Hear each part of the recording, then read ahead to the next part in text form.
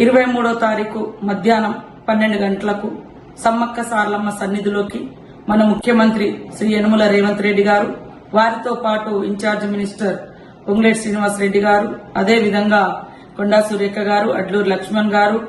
మరి జూపల్లి కృష్ణారావు గారు,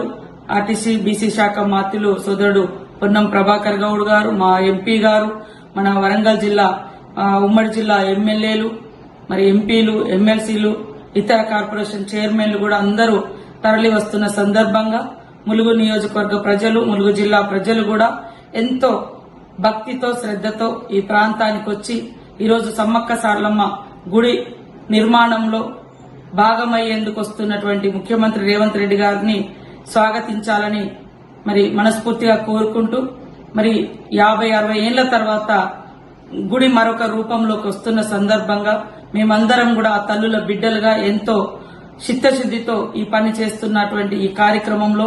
ముఖ్యంగా ముఖ్యమంత్రి గారు ఒక సమ్మక్క సారలమ్మ కొడుకుగా, భక్తుడిగా అనేక సందర్భాల్లో సమ్మక్క సారలమ్మ సన్నిధిలోకి వచ్చి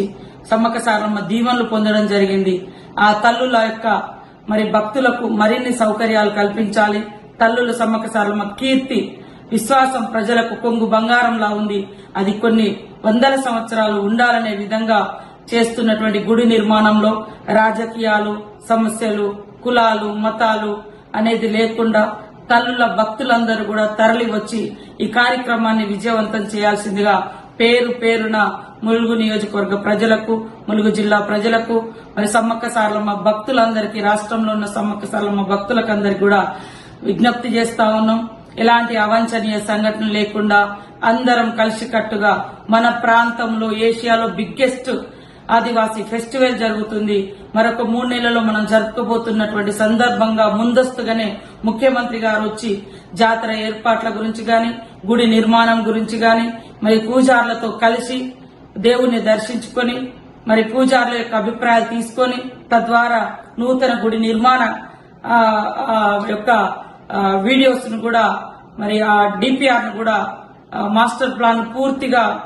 పబ్లిక్ ముందు ఓపెన్ చేయబోతున్న సందర్భంగా ప్రతి ఒక్కరు ఇంత మంచి కార్యక్రమాన్ని ఆహ్వానించాలి.